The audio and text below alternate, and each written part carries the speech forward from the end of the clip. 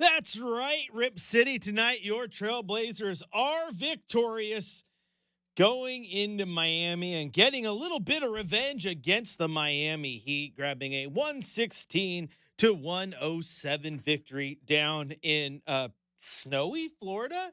Y'all been watching? They're getting some weather down there today. Of course, it wasn't snowing down in Miami, but you know what's going on. Now, how about that game?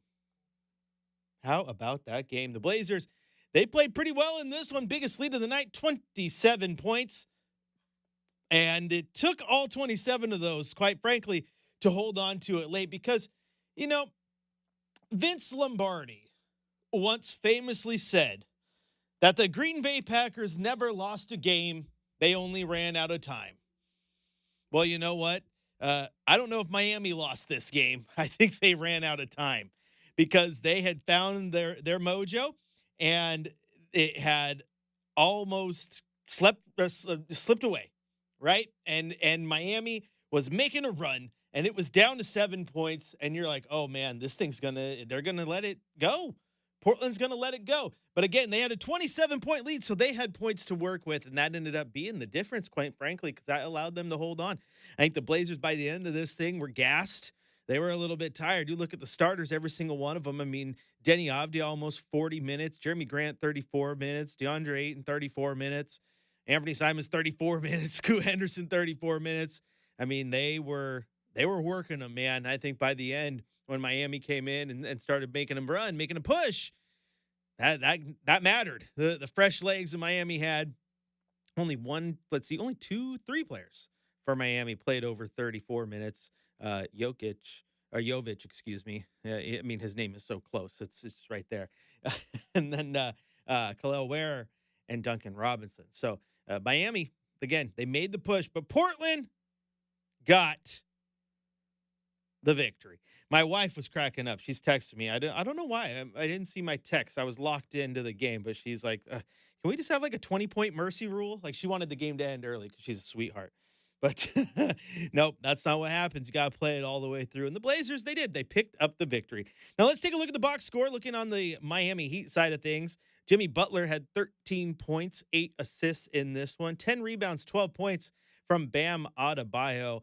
Khalil Ware had a very good game, 15 rebounds, 20 points. He was 2 of 6 from beyond the arc as well. Duncan Robinson, 22 points, 6 of 12 from beyond the arc, in what I believe was the most points he's ever scored against the Trailblazers. Nikola Jovic, he had 12 points, 4 rebounds, and 8 assists as well, and also 11 points from Larson off the bench. Now, for the Blazers, Denny Avdia, another great game, honestly. 16 points, 10 rebounds, 5 assists, 2 steals, just 1 turnover, 5 of 11 from the floor. Jeremy Grant had 18 points and 2 rebounds. That is just so funny for your power forward. 22 points, 15 boards for DeAndre Ayton in a game that after the game, Coach Billups says might have been his best game of the year. And it was. He was locked in. He was playing quite well. So good job on DA. I think DA actually responded quite well to the not Jeremy Grant, the Shaden Sharp benching, and he had a good game on Sunday, and I think he had another good game tonight. So shout out to Da for out there trying to put it together. What a champ! What a champ! You know, didn't even call you out, but here you are, and you like to see that. And then throughout the rest of the box score, Anthony Simons, he had just a smooth 24 points on 6 of 12 from on the arc. Scoot Henderson didn't light up the scoring in this one. He had just 11 points, but he only took 8 shots. I thought he played well within control and then still managed 8 assists to just 2 turnovers. So even though I think the usage was kind of not out of his hands, but they were obviously going more with Ant and Ayton and Jeremy, which is annoying, right? We've talked about this many times. They went with the 3 old heads, like the 3 most likely guys to be traded are going to take over and get the lion's share of the shots tonight. But I did think for what he was asked to do, Scoot Henderson still did have a good game. Now you can look at the last 4 games and look at that and say, "Oh no, that's a disappointing game." I don't necessarily think it was. I think what's more disappointing is how they used him. Now, 4 of 9 from the field was Shaden Sharp. He had 12 points.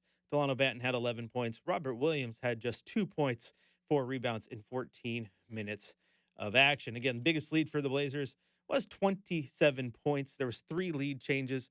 7 times these teams were tied. Portland had 25 assists. Miami had 26. Portland, you got to give them credit too, man. Just 6 turnovers in this one. That's a beautiful thing for Portland. And I think they were going at one point in the third quarter. They had just 1. And then they got a little sloppy. Miami was allowed to get back into it. But for the most part, good game for your Portland Trailblazers. Good thing these are timed games. It's not, first to X amount of points. Otherwise, they might have lost. If you want to get in on the chat, 503-248-0620 is the telephone number. You can also go to youtube.com, type in Rip City Radio, and get in on the chat there, where my boy Timmy Hammett cracks me up. He deserves some sort of award for his dedication to the fifth quarter. He texts me, and he's like, whoa, is there no fifth quarter tonight? I'm like, no, we're starting right now. Why? I heard Travis sign off, and then I heard Chad start his post-game show. I'm like, no. That's just the order of operations. That must be when you're walking to your car and you miss that part most of the time at the home games, okay?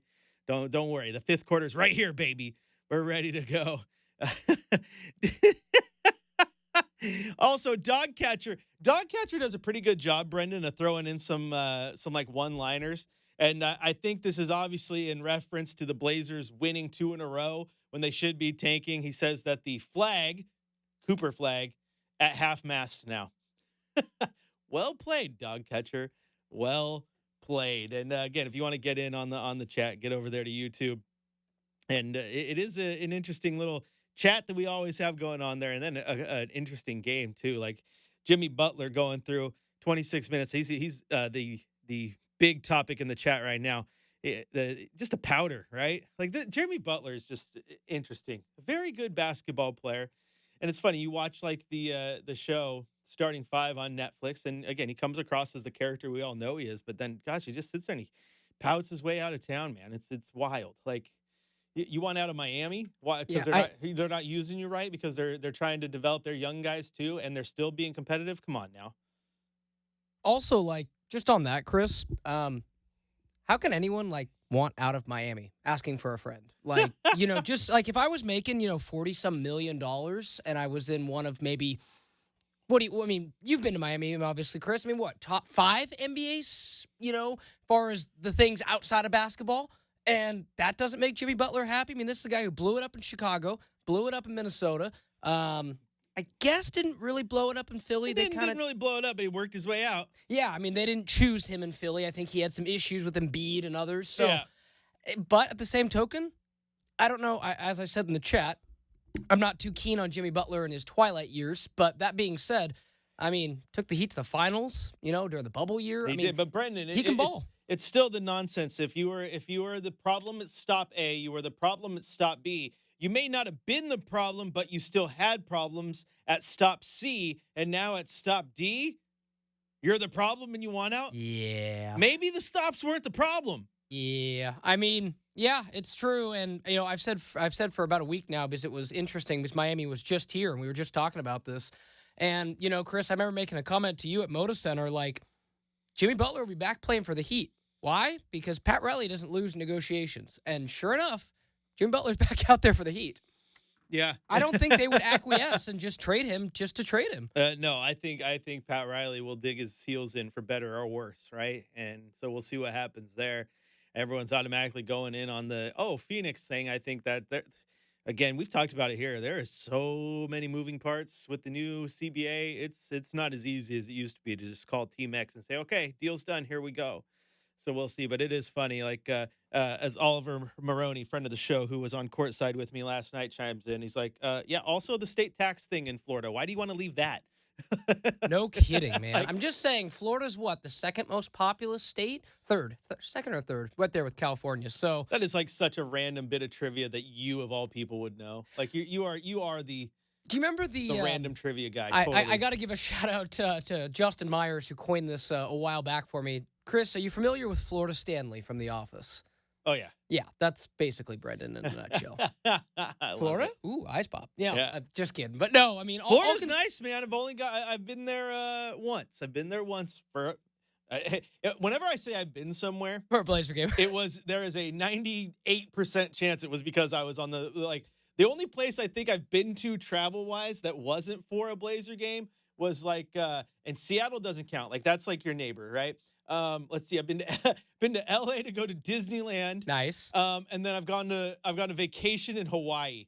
Every other trip I've been to was either a marching band trip in college when I was a Duck, or covering the Blazers. Okay, yeah, that's real. Which means, hey, you got to see a lot of things, man. And, I did. And like I said, I am someone who loves to travel. Sometimes a little more financially constrained. So that's what's up, Chris. Because it's experiences, man. And I tell you what, didn't get a whole bunch of chance to spend much time in Miami proper, but man, the Keys, that's a way of living, brother. Yeah. Now I want to point out real quick, Kobe on the chat says WTF. That means what the fudge for you uneducated. Yes.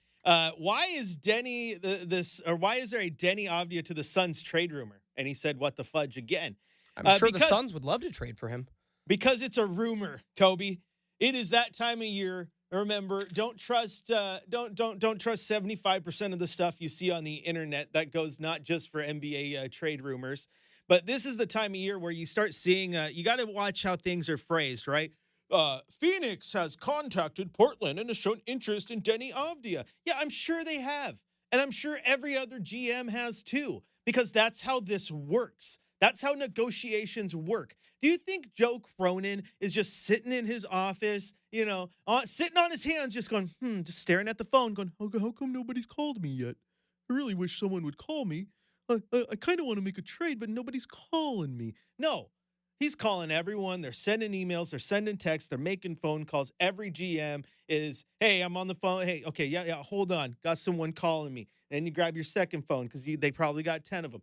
Everybody's calling about everybody this time of year. That's why I absolutely cannot stand the reporting that you see on Twitter and all that nonsense, where it's like, oh, yeah, Houston. That's the one you saw today from the one guy at Forbes who was just latching onto everything and just throwing it out there like nonsense. Oh, Houston has called Portland and shown interest in Robert Williams. Oh, you don't say. I'm sure any team that has a chance to make a playoff run is calling Portland about Robert Williams. And I'm sure teams are calling about Denny Avdia. It's a rumor. Do you really think less than a year into this, Portland's going to go trade Denny Avdia, who they gave away first-round assets and Malcolm Brogdon to go get, and is playing this good and fits the timeline of the young guys that they want to build? No. It would shock me, Chris. It'd have to be like what we saw today. Like Danny Ainge got 3 first-round picks for 1 when Utah did that, or maybe it was yesterday, did that swap with Phoenix to clear up the picks. And, like you said, considering they gave up one of those Dame picks, 2028, believe it was the second worst of Milwaukee and New York or whoever that was. So there is that too. But, for a guy who they gave up that much capital, it would have, really, Chris, is anybody ever off the table? But, it'd have to be a blowaway kind of offer. Yeah, yes. No one, I don't think, ever's off the table. I don't think ever. so. I don't want to speak for Joe Cronin, but they're not just going to trade him to Phoenix for a couple extra pieces. And it is interesting. Jackson deleted the comment there, but the trade that happened today, that's a great trade for Utah, and Danny Ainge just loading up, man, and a great trade for Phoenix, right? Like Phoenix gets out there, they get out of that. What was it? A 2031 pick to Utah. Utah gives 3 picks to Phoenix. It gets Phoenix picks earlier now because they were definitely stuck with not a lot with all the moves they've made. So it allows them to add some. And the thing is, people don't realize this. If you're trying to build in the next 2, 3, 4 year window with those guys, which they still have a window for, if you're sitting there capped at your second apron, the only way you're bringing guys in is via the draft and minimum deal. So you need those picks. That's important. And then also a 2031 unprotected pick from Phoenix going to Utah. Well, that's 5-6 seasons from now. And guess what? Kevin Durant's probably not playing anymore. That's going to be a really... that's a valuable pick. So beautiful pick. At first, it looked weird. You're like, really? I've never really seen 1 first-round pick for it. It makes sense for actually both teams for what they're trying to achieve. It's no different than what Portland did with Milwaukee, right? And Boston. So it's like they're banking that Milwaukee at the end of this run is probably not going to be as good, which I think is a fair assumption. Boston might be a little bit more of a stretch, but, Milwaukee's old outside of Giannis, right? Dame's getting up there, Middleton's getting up there, and they don't have a bunch of draft capital to rebuild. So sometimes it's good to steal those picks from those teams who are like, we're just throw it down the line. Yeah, absolutely. Kirk goes out in here and he says Blazers are going to do nothing to very little at the trade deadline. And I know that's your job as a fan, Kirk. Like people will get either happy or upset depending on how the trade deadline goes out and it happens. I'll tell you this: I'm actually really intrigued to see what happens as a whole around the league, just because of the way we've been fed this for a while now about how scary this new CBA is. I feel like this. I mean, it either has the potential to blow your socks off or just sit there and go, "Wow, this was absolutely quiet." It was absolutely quiet. So it's going to be really, really interesting how it just happens around the league and how other teams make some deals as well, Kirk. Because when you start to break it down, like I said, it's not as easy as it used to be. You can't just, all right, send me all your guys to match 45 million out so we can get this deal done. Like it's really going to handicap all the teams. And the crazy part is, it's all the teams that are going to be in the playoff hunt who are going to want to add pieces, who are going to have to work extra hard to get some picks in and get some moving parts around. So we'll see what happens there. But again, just back to Kobe's original point. Yeah. What the fudge? What the fridge? Yeah. The whole idea of who's calling and rumors. It totally makes sense. Uh, Kobe says it said trade discussions don't sound good. Hope it doesn't happen. I don't know how reliable the info is, but yeah, just the terminology. Yeah, it's like I said, just believe me on that. It's a the chances of the Blazers trading Denny Avdia at this trade deadline is not a number 0, but it's pretty close to it. I also put in, Kobe, that the Portland Trailblazers we know are rebuilding, right? And they're going to rebuild around their youth. And Brenden gets all the credit for pointing this out a couple of episodes ago. But Denny Avdia has perhaps the best contract in the NBA right now. For his production on a contract that declines, it is a de-escalating contract. It becomes more valuable every single year. For a team rebuilding and getting that production, you don't want to get rid of that. Absolutely, you don't want to get rid of that. So again, all signs point to no. That would be dumb. If you go turn around and you trade Denny Avdia by February 6th, yeah. Unless you just, like I said, all of a sudden, those 3 first-round picks that you just got from Utah are coming to Portland, right? Okay, maybe, but yeah, it's just let's just be honest here. Let's just be honest here. Oh, see, and this is why I love the chat, because I looked down and now Timmy Hammock and Ignatius and Jackson have gone on to food takes again. They've gone on the food takes. They're talking about Chick-fil-A. Chick-fil-A chicken sandwich, good. But also, I had a little bit of lemon pepper on my chicken sandwich from Wingstop today.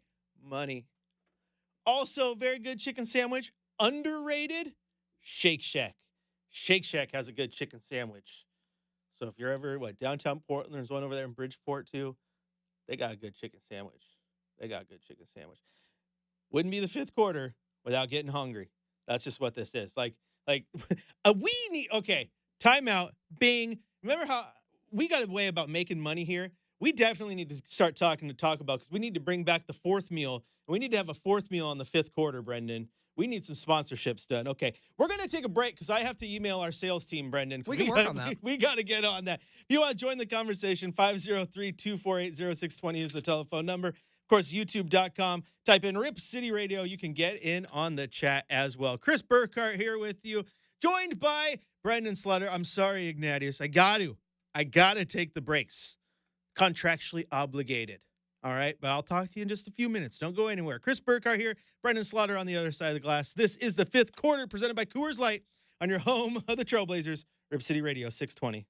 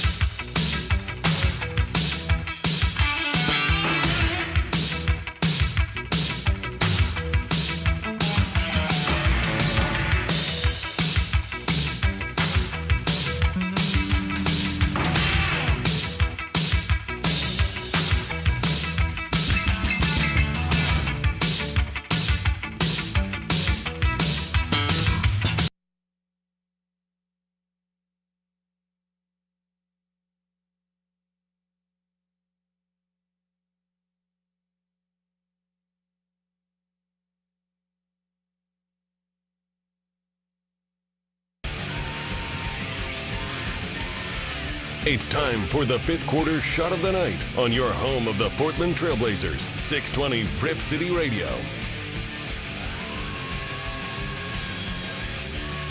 15 seconds to shoot over to Jaquez.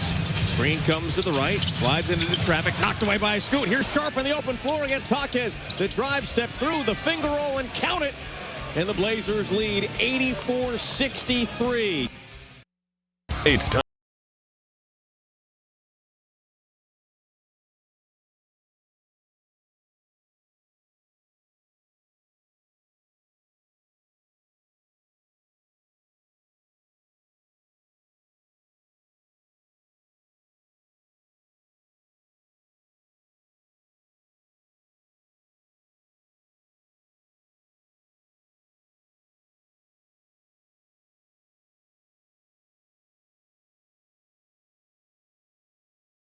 Many as 27, Miami was able to claw back, but they couldn't come back all the way. The Blazers pick up a 116-107 victory over the Miami Heat, 2 in a row. And I believe it was Matt in the YouTube chat who said, let's go 15 in a row. Why not? Never lose again. Hey, optimism. I like it. I like it. And yeah, let's have some fun.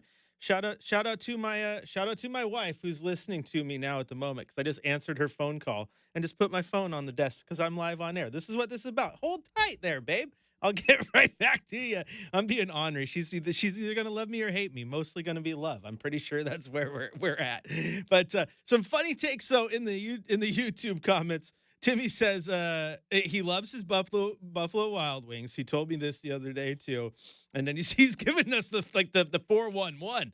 This is how many points you got to redeem, and this is how you get in there. And this is okay. Here's the deal: the Buffalo Wild Wings are they're not terrible, but they're not always great either. However, the flavor of the Asian Zing is money. I enjoy the flavor there. As recently, Chris, as the last 2 times I've been, like my buddy and I'd love to meet up at Buffalo because, again, the atmosphere. You know, I think Wingstop could make millions of dollars if they could invest in actually eating in, putting some TVs up, and some beers. But that being said, not too long ago, we were sitting there waiting for our Buffalo Wild Wings. Dude, it came out cold. We had to send that stuff back, man. And Buffalo's been a little bit more hit and miss lately, I'll say this, compared to college when I think they didn't miss very much. Shout out to my wife. She actually sat on the phone when I called, and then I just turned on FaceTime to see if she'd answer. She's answering, and now she's like sign languaging me. She's like, "You called me," but she's still on the phone. You know, that's how you know you married the right one, Brenden. Yeah. Like, she's sitting there on FaceTime listening to me host the show via a phone call till we go to break. But now we're gonna keep yakking here. Gonna have some fun, but it is B-dubs are bums. Ignatius understood the assignment. B-dubs are bums. That's the best use of that so far. Look at you guys going off on your sauces and all that. I'm a fan of I do like Fire on the Mountain. Fire on the Mountain hits. Like I said, I tell people I like the one in Denver, because it tastes great when the company card pays for it, Brenden. Everything tastes great. But I still got the bag over here. I did hit up Wingstop for some lunch on the way here. I said you and I changed roles because lately I had been going to the gym while Brenden went to Wingstop, and I was picking on him. Well, I went to Wingstop this time, and then I come back. I'm like, "Hey, did you go to the gym?" And he's like, "Yeah, why?" I go, "Because I went to Wingstop." Classic. No, it's hey man, Wingstop, that $7.99 chicken sandwich. Ignatius asks, is App State back? What's that in reference to? Have you been around? Are you referencing my NCAA college football dynasty? Because if you are, you're a legend. You're an absolute legend. And in that case, yeah, App State is waiting for my buddy to free up so I can beat him in the college football playoff semifinal. Yeah. No, App State doesn't suck. Brenden, do you get to go to that game next year? I'm trying. There's a couple games that are kind of on the list. Obviously, that one's the furthest, but I'm intrigued. Yeah, I think that quite honestly, this way, there's more. How do I put this sizzle, Chris? Less there was less sizzle for me to want to make that trip before the offseason. Yeah. Due to some offseason moves, I'm like, oh, okay, yeah, that could be worth it. I just feel I just feel like Kid Brewer Stadium is like a college football bucket list. Yeah, Like, no, for like sure. if you're just like a crazy college football nut, go knock off that one off your list, right? Like that's just cool. I'm a little jealous. You may get to go to that. Get to Boone, North Carolina, take it all in. I know Shacker's going to be there. Shacker's going to be there. Timmy Hammock has Southern Miss about to win their 4th title. There you All go. right. Hey, you know what? Chris blew you a kiss. Blew my wife a kiss. She's below the camera. She's on FaceTime. I knew I was going to get outed. But it is funny though, because in one of my college football dynasties, Brenden, I'm Miami, right? And I keep playing the one guy who's in the ACC with me. He's Florida State. It's a protected rivalry, so I have to play him at least once a year. Then I meet him in the championship game, and we meet in the playoffs. So I've played this. There's like 8 users in this thing, right? In this online dynasty, and I've played him 6 times and no other user once. I was supposed to play one in the championship game, and then it accidentally got simmed. So I took a job at Texas this offseason, Brenden. I said, you know what? I'm tired of playing the one guy 6 times. And then he texted the group today and said, yeah, I'm retiring from the league. I don't have enough time to do it anymore. Oh, I'm leaving my Miami dynasty behind. It's absolutely terrible. All right, enough college football and video game talk. My wife's giving me the eye roll. She tuned in to listen to basketball. She's a big Blazer fan now because I told her she has to be. Why Texas, Ignatius? Because it was in a good spot in our dynasty, and I can recruit with them, and all I do is win. And the recruiting or the coaching carousel in that game sucks and needs to be fixed for next year's version, because you can be a undefeated coach with a national championship on your resume and at Miami, and the only offers you get are like Kennesaw State, Jacksonville State. And when I saw Texas actually offer, I took it. Now back in the Blazers swing of things, man. I thought this was a good game. I kind of like the fact that this game got sloppy late, because I think the Blazers have been losing a lot of those types of games. And I think this was good, where they found a way to bring it back together, hold on to that win late, and not let it slide, Brenden. I think that was big for them. And the only negative about this, it really is that Team Tank is upset because there was no loss. And I just don't know how I feel about, the 3 guys who tend to be rumored in trades the most, were the 3 guys leading the way. I still want to see those young guys get some run. And I want to see them lead the team. I thought Scoot had a good game, but just wasn't asked to do as much as he had been doing in recent games. And that hurts. That hurts a little bit. Oh, man. Good guy GTA talk now. We got enough video game talk. The 5th quarter, Chad said the best 5th quarters are the ones that aren't about basketball and go off the rails. And we are really, really good at going off the rails. If anything, I'm sure my wife could attest to this if I ever get her on the radio show. I am very easily thrown off track and take whatever route the chat takes me down. Yeah, she's smiling over here off camera. She knows what's up. Brenden needs to just start being better about it. Like, he just needs to start like typing in the chat. Go create a fake account. It's not Rip City Radio. You see how many tangents you can get me going on. Yeah, see, if I was a little bit more anonymous, Timmy would catch some more strays this evening. But got to keep things professional. Can only deal with just so much blasphemy. Get him.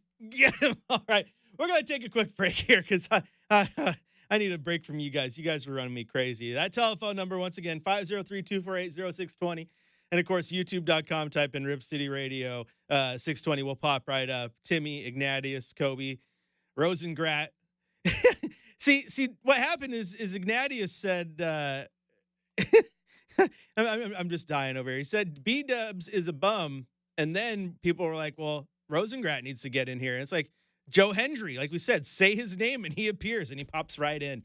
I love it. You guys are awesome. All right, we're going to take a quick break. There it is. I believe in Joe Hendry. We'll come back here in just a few minutes.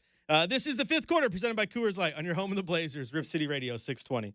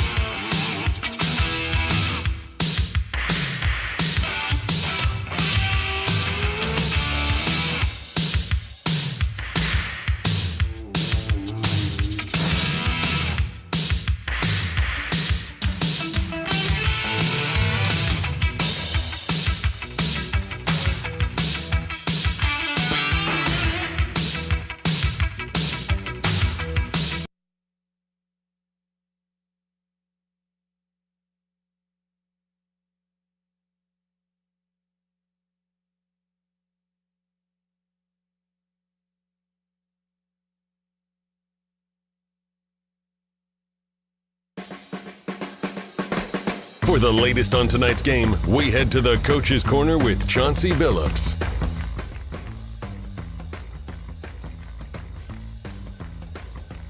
Did you like most? Yeah, I mean, I just thought all game we were really locked in. We played so well together, Brooke. We shared the ball. We shared it. Defensively, we helped each other. The communication was high level. We talked. Even when we made mistakes, we played so hard that we was able to cover up for it. We hung in there because they got off to a really hot start on that 3-ball. 7 for 9 in the first quarter. But we weren't playing poor defense. They were making good shots. We were there. I said, just hang in. And then they went a little cold from 3 in the second quarter. I think they was maybe 0 for 12. But we kept playing the same way. I thought, we didn't have any turnovers in that first half, which, was incredible for us. We took care of it. And, man, I thought D.A., to me, it was his best game of the year. And so he was just physically imposing out there tonight. He was dominating tonight. He really was. I mean, he crashed glass, offensive rebounds, defensively he was a beast. I was really proud of him. I really was. How much of his performance tonight was beneficial for his teammates and the way they played? Well, I mean, it was he just made everybody go. When you're a big guy and your anchor is playing that hard, and his screens were incredible. He's setting great screens, freeing up our guards to get downhill or for shots. His talk was incredible. Like, he was so encouraging. He was so positive to everybody in the game. It was just great. It was such a joy, to see the spirit and the energy be what it was out there tonight. Is he feeling okay after that last couple of minutes? I don't know if he's feeling great, but I'm not sure. I haven't got all the information on it. Your thoughts on Anthony's game tonight as well? He had a couple off nights offensively, but it seemed like tonight really bounced back and really gave you something. Yeah, Ant was good all night. All night. We knew that they were going to play a lot of that zone. They play more zone than anybody in the league, so we had a plan. We had a plan for it. And I told them, just man our zone, just stay aggressive. Just keep attacking. Keep attacking. One thing a zone is designed to do is make you passive. And whether we make shots or not, just stay aggressive the entire time. If we're shooting the type of shots that we value, who cares if we miss them? So what? We're doing what we're supposed to do. And Ant was just aggressive the entire night. I thought Scoot's intention and pressure on the paint opened Ant up, and it opened up Jeremy. And Jeremy had some big shots early, and we just played so good. Our guys came off the bench so ready. Delano, was really good coming off of the bench, and Jabari, I thought, gave us some excellent minutes. Shaden, obviously, Rob. So everybody that played, they really played well. You mentioned Scoot, too, and you talk about the zone. How do you feel like he dealt with not getting sped up? Because it seems like that's an area sometimes that the teams are able to do that. It seems like that wasn't the case tonight. Well, I thought he did a good job just orchestrating us, getting us organized, getting our offense organized, and then when they set screens, having a plan when he got to the middle, having a plan, knowing which defenders to look for, the reads, the progression on the play. I just thought he did a good job, of executing it, and our team looked good because of it. Last one, 39 minutes for Denny tonight, gets a double-double as well. Just your thoughts on the way he performed tonight. Yeah, it's probably more minutes than I want to play Denny, but to get the win, you have to do what you have to do. But Denny is just reliable, man. He's going to rebound, he's going to guard, he's going to do all the things, So I'm happy. I'm pretty sure he's tired back there. They need a day off tomorrow, but he's just a warrior, man. He's a Swiss Army knife. He gives us everything that we need. All right, there you hear Coach Billups following the game, and shout out to Timmy Hammock, the world's ultimate troll. He's got Brenden going. Brendan's in my ear. He was about ready to just hit the button and go to network and get out of here, and he was going to come steal my phone, try to find Timmy's address. Like he was going to get on it. Does that sound like me? Hey, certain things can get you heated, my friend. Okay. Can't believe Oregon State, though, does have to play Washington State twice next year. That's so weird. That's 2 easy wins, man. They're Two gonna have easy a- dubs. You I mean- did win the Pac-2 championship. I mean, hang a band. I think that would be actually the ultimate. College football fans would pick on you, but it'd be such an awesome troll job if you rose a Pac-12 championship banner for 2024. That would be pretty fun. But I'll say this: I think the consolation prize is we just took all the money that you and Arizona State made in the playoff, so no biggie there. So Hey, appreciate you guys you getting to mean- the playoff for us. You mean the schools who went to the playoff kept you afloat, is what you mean. Hey, Washington Recognize. State and Oregon State saw that check clear. I don't care how, but that checks keep on clearing, man. You saw And- that graphic. And Oregon still made more money as a partial member of the Big Ten. See, so it's a win-win all the way around. See, but, there you go. those who think Oregon State is a poverty school need to be educated. Oh, it's absolutely a poverty school. I mean, come on. Think the what's his name? Who CEO of NVIDIA? He went to Stanford. He didn't go to Oregon State. Okay, That is both correct and false at the same time. Correct and false at the same time. we all missed that one. What the hell were we thinking? Not investing in NVIDIA stock in 2020 when it was $15 a share, and we all knew that new GPUs were coming out. How about like COVID when it was like $40 a share, dude? Even then, yeah, it's like it wasn't last even I that long ago. Well, last I checked, that was at like 250 or something like that. Oh yeah, no, I'm 215, talking like 2019, 2020 when it was just kind of starting to get started. Then it had its explosion. I forget what year that was. I want to say it was like 2.5 years ago. Oh, Kind of like when Moderna was ridiculously high, and now it's almost a penny stock I guess again. it's at 150 right now. Stock market's fun to play with. It's at 150 right now. In January 31st, 2020, NVIDIA was trading at $5.59 a share. Okay, so it was more. So it must have been. Gosh, it's been that long now. So wow, yeah, pre-COVID then. $5.59. Oh, you could have got in on it in July of 1999 and got it for 40 cents a share. If you held on to that for 2 decades, you'd be sitting pretty. Now it's at $1 or a 150. 150. That's yeah, right. I mean, Rousing Rat makes a great point and said he hasn't given a ton of money to Oregon State yet. But here's the thing, my friends. We've all seen there's probably a reason why 3 of the richest people in the world happen to be at an inauguration. Smart businessmen know how to pay less taxes, Chris. And what is paying less taxes? Donating to a university. So, I mean, it's simple as far as, you want to pay less money. And who wants to pay more taxes? You might as well Yep. give it to your university, right? Kirk asks, has anyone invested in the Melania or Trump coins? No, because I did see those launch. No. I was tempted. because that would be dumb. I was tempted, Chris. We talked about meme No. coins, and then when I got that notification that the Trump coin was out there, I was like, "Oh not man!" not investing in a Melania or a Trump coin. Okay, I keep my coins classy. I spend all my money on Hawk Tua coins. Okay. Well, I mean, truthfully, I was more of an FTX guy. Bankman Fried, all that style. No, I'm just kidding. Dude, it's okay. So like this whole idea, it's so funny because like okay, Bitcoin hit. It right? did massively. But that it also took forever for Bitcoin to hit. And now every other coin is coming out as the new meme coin. And tell me, what meme coin is hit? These are all meme coins. See if we can get a little bit of money. And like Rosengrass said, meme coins, that was a COVID fad. It's like, remember, come on. We all thought NBA Top Shot was going to make us all rich. we were all ready for NBA Top Shot. All I need to do is get that. All I need to do is get that Luka Doncic free throw, and I'm gonna make remember a that. milli. Gosh, Top I'm Shot gonna was make everywhere. a milli. Here's the deal. I'm not investing in. I'm not investing in the crypto world. Yeah, no, I think I'm gonna steer clear of that particular coin. Maybe that's just a. Maybe crypto is just a rich man's game. Maybe Could that's be. maybe that's why I'm not getting into the crypto game. Oh my gosh. Oh.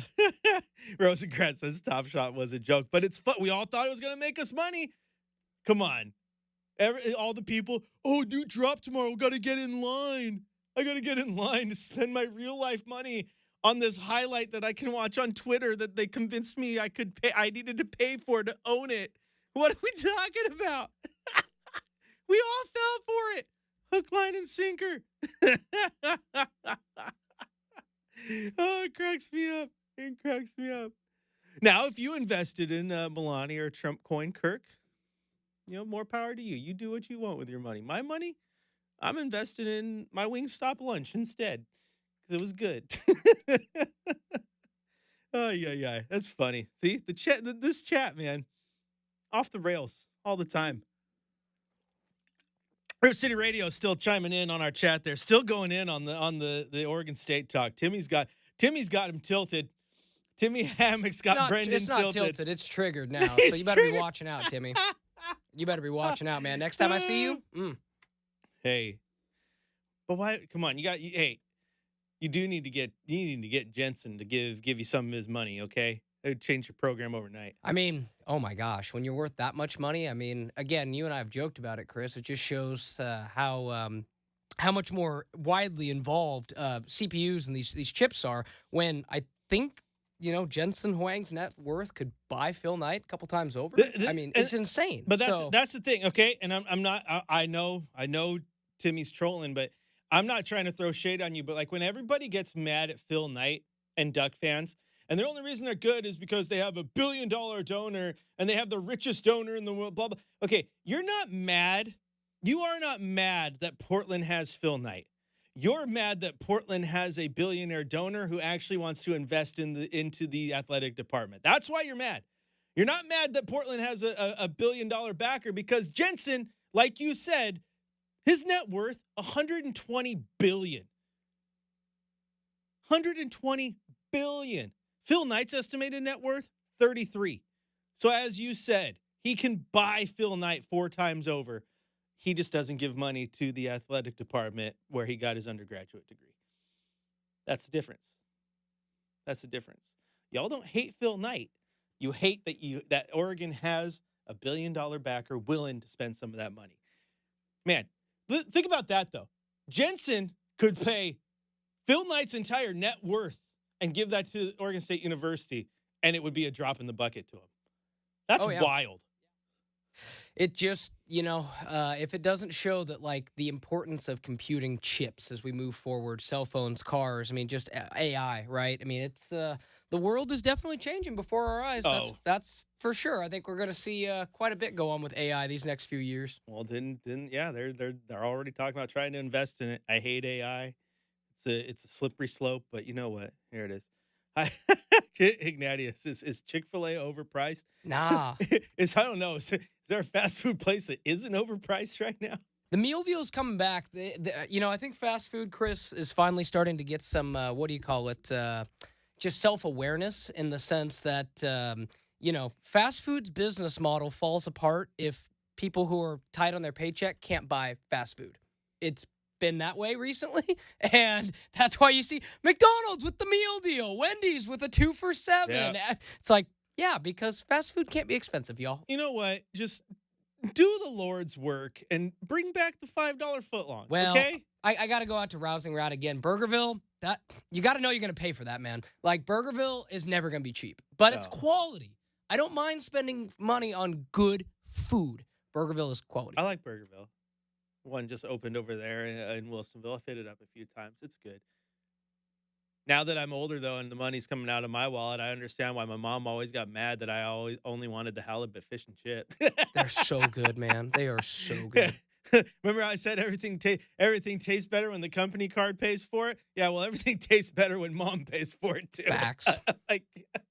Chris, I don't think that ever changes. I mean, it doesn't. I'm still in my 20s, and when that happens, I mean, that's still facts. Yeah. I go to my mom's house, and I sit there. Sometimes I'll overstay my welcome, I stay by like a little extra half hour, just like kind of hoping that maybe she'll make dinner, and she'll make enough for me so I don't have to go home and cook. Come on, Mom, like old times, just make some dinner, please. Oh, my gosh. I love it. I love the food talk. We need to work on this. Like, I'm not even playing. We need to have a 4th meal on the 5th quarter. We need to get some food sponsorships up in here. You and I need to be like, we need to be hawking tacos out here. You tried this Crunch Wrap Supreme, Brenden? We could mess with that, man, and get some kind of sponsorship going here. That would be pretty fun. We need to work on this. We need to. Hey, chat, I need you all to help me. You're all going to be my management team. We need to make this happen. I can't keep up with you guys in the chat. You're having way too much fun. But if you want to join the chat, 503-248-0620 is one way to do it. And you can go to youtube.com, type in Rip City Radio. We'll go out to the phones right now. I believe Victor is waiting. Victor, welcome into the fifth quarter. Hello, Victor.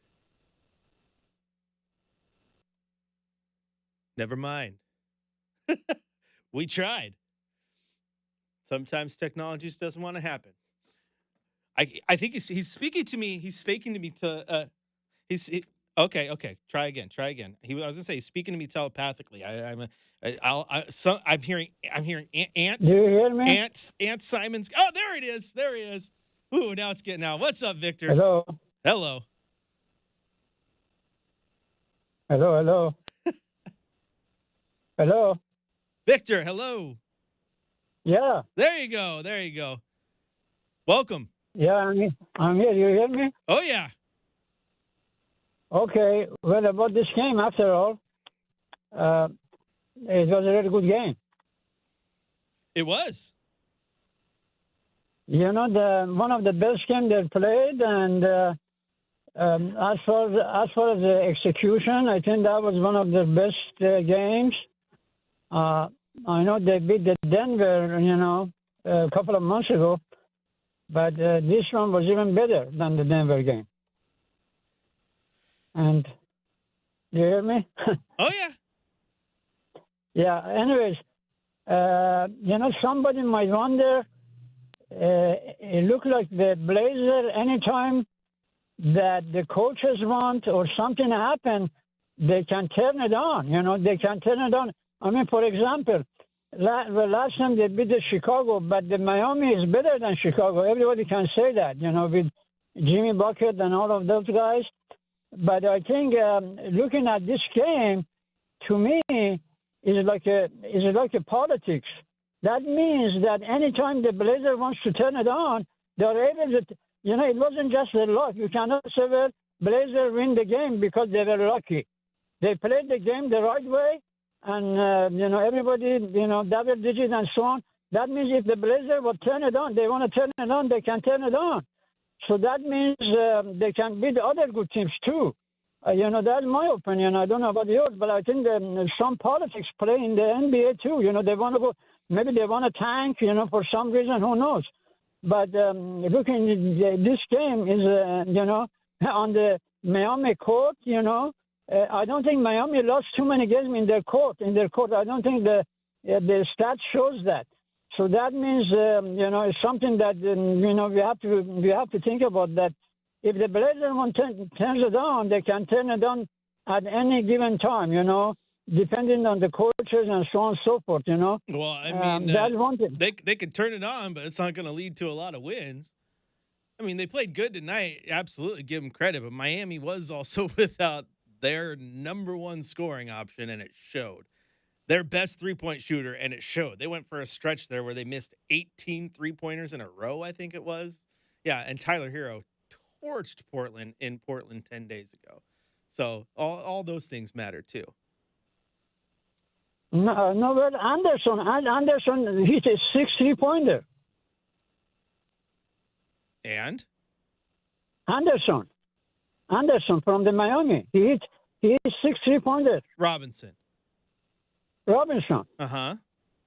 So what I'm saying is, I don't agree with you, Chris. You might not agree with me either. That's fine.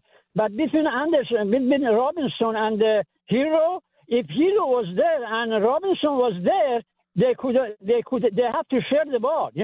They cannot go for Hero and Hero and the other guy because they have to share the ball. It's like, okay, how many shots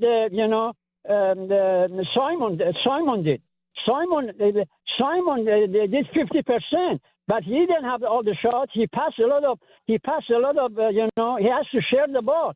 So even Hero was in the game. The Robinson, I bet you, the Robinson would hit 3, and the Hero maybe hit 6.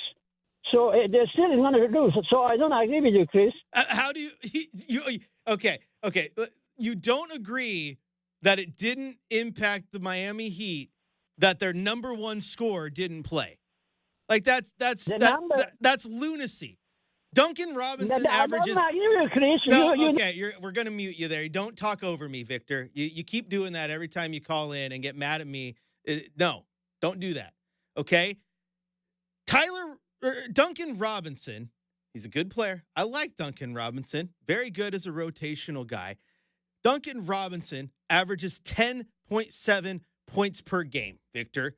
He's not commanding a lot of three-pointers. He hit 6 of them tonight because, why? Yes, Tyler Hero wasn't playing, and they went out there, and they needed someone to shoot. He's a good shooter. He hit them. Tyler Hero averages 24 points per game. Okay? Miami made 14 three-pointers tonight. When they beat Portland just 10 days ago at Moda Center, they hit 19 three-pointers. Okay? That's a difference of 5. 7 of those came from Tyler Hero. He was 7 of 14 from beyond the arc. Nikola Jokic hit 4. Highsmith hit 4. Everyone was hitting threes, and part of that was because they had their best three-point shooter out there. So yes, you disagree with me that Tyler Hero being out didn't hurt Miami. It absolutely hurt their scoring chances, and it hurt them when they were down 27 points. Like Duncan Robinson, like I said, Duncan Robinson's good for what he is, but he's a 10.7 per game guy. Okay, that's like the nights that you go out there and all of a sudden, Delano Banton hit 5 threes. Yeah, that's cool, and that was really good for what it is, but you're not banking on Delano Banton to do that every single night. Miami's entire offense is predicated around Tyler Hero, and you can't even say that anything about Jimmy Buckets because he wants out of town, so he's going through the motions right now. There's a lot working against Miami, and I struggle when you get mad at me because like I'm not like giving Portland or I'm not saying Portland they lucked into this win. No, they played well enough to win. They got a 27-point lead, and then they held on to it late. I've talked about this multiple times already. I love the fact that it got sloppy in the end, and they were able to hold on. I like that. But again, Miami was without their best player. That hurts. That hurts. I mean, Tyler Hero cooked in Portland, Chris. Cooked in Portland, Brenden. He was unstoppable. Yeah, I mean, we were both there. I saw it with his own 2 peepers, man. He was on fire. Again, and we've seen Portland and even if your argument, Victor, is that okay, Duncan Robinson can still go get shots and he's good and Miami's good, so when Portland turns it on, they can win these games. Okay. Well, at the same time, lost games when Utah didn't have all their best players, lost games when Memphis didn't have their best players. Every game's different, man. But don't come at me with this nonsense that Duncan Robinson is really good and Tyler Hero doesn't have an impact on that team. He's their best player. Right now, he is their best player. Come on now. Be logical. Brenden, time for a game ball.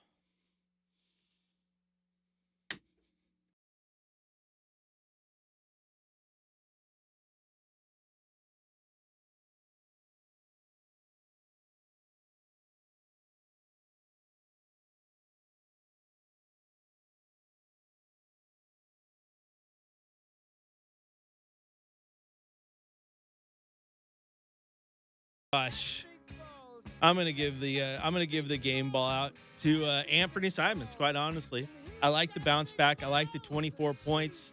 I like the efficiency. 6 of 12 from on the arc. I get like that. Second close to DeAndre Ayton there with the double. I just like when Ant gets the shot going because he's a good shooter, and I like when he has good games, and he had a good game. Shout out to Victor in Turkey. I'm giving Simon some love. I appreciate you, Victor. I appreciate all your calls. I just don't know why you get mad at me for disagreeing with you. That's like part of sports talk. It is what it is.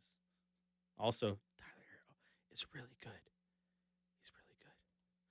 Also, Timmy says, was this a Timmy comment? Mike Hass was never a good wideout. I'll tell you this, Brenden. You're gonna either love this or hate this. Civil War. Back in the day, Mike Hass, Oregon State at Oregon. Oregon was blowing the doors off of Oregon State. And Mike Hass, who was not as bad as Timmy Hammock says, Blitnikoff, no big deal. Whining. I have never seen a player throw more of a fit during a game, complaining, talking to the ref, all that nonsense. That's the part you're going to hate. The part you're going to love is that Oregon State was getting just destroyed. And while arguably their best player was just throwing a fit and not being very much of a leader, some dude in the backfield named Evanson Bernard never opened his mouth and just kept taking the rock and running hard as if it was a tie game in the national. I fell in love with Bernard that game because I was like, dude, a guy who the teammates around him pouting, and here's this guy going, give me the rock. I'm going to run through people. I loved it. I was like, I respect the hell out of you for playing like that, dude. So in that game where I lost a little bit of respect for Haas, Bernard became one of my favorite Beaver players. So I was like, sometimes you just, the saying, game recognized game, right? Like he might be on the rival team, but a guy who's not pouting and is just going out there and giving his all, I respect that every single time I see it. Yeah, no, for sure. I would push back and say never a good whiteout. The Blitnikoff Award in 2005 thought elsewhere. I didn't say that. No, I wasn't saying it to you. No, I was just saying. I think Mike Haas was good. I thought Mike Haas was too good to be that pouty in that game. So when Bernard was just out there, just like, shut up, give me the ball, I'm just going to run through people. It was a 5-7 season. I respect that. If anything, that's more impressive. A receiver wins the Blitnikoff after a 5-7 season. Don't think that would happen in today's college football. Timmy, I love you, but now you're just trolling. Best player ever is DJU. Come on. I would have taken him over Oregon State's quarterback situation this year. So there is that. Gosh, Oregon State's had some talent come through there just at random times. Like if Oregon State had better, Riley was kind of on his way out, but a little more weapons, better offensive line. Mannion had tools. He had tools. I think it's pretty safe to say that ignorant comments are when don't need to bring back a coach who was not beloved by the community. I really wish Timmy knew what we were alluding to, Chris, what you know and what I know. But no, just no on that one. No, don't do that. Don't do that. I think in the grand scheme of things, Willie Taggart would be welcomed at Oregon sooner than Gary Anderson would be welcomed at Oregon State. Let's just be real. But Brenden, I think that's going to do it for the show, man. We killed it. You guys are awesome. I had fun. Timmy had fun playing the troll. I'm just glad it was you this time because usually they're coming at me. How's it feel? I think they like you, Brenden. I'll tell you this much. Timmy strikes me as the guy. He's only going to pick on you if he likes you and he's having fun. Don't get too upset. Promise you. The best way to get Timmy is to get him back. And you can get him back on Thursday, Brenden, when the Blazers are back at it, okay? Because Thursday at Orlando, tip-off at 4 o'clock. I'll have Blazers game day for you starting at 2. And then Chad will have your pregame show. Travis Demers will have the call, tip-off at 4. Keep in mind, they are on this road trip, so all these games are early. 4 o'clock tip on Thursday, and that's first game of a back-to-back 4 o'clock tip on Friday as well against Charlotte before the team returns home on Sunday. To Victor in Turkey for the call. Even when we debate, I love the calls, so always keep calling back. I appreciate you a ton. And to everyone in the YouTube chat holding it down, to Ignatius who left, Dogcatcher, Timmy, Kobe, Rosengrat, and everybody else. If I missed you, I'm sorry. But we will talk to you on Thursday. Thanks for tuning in.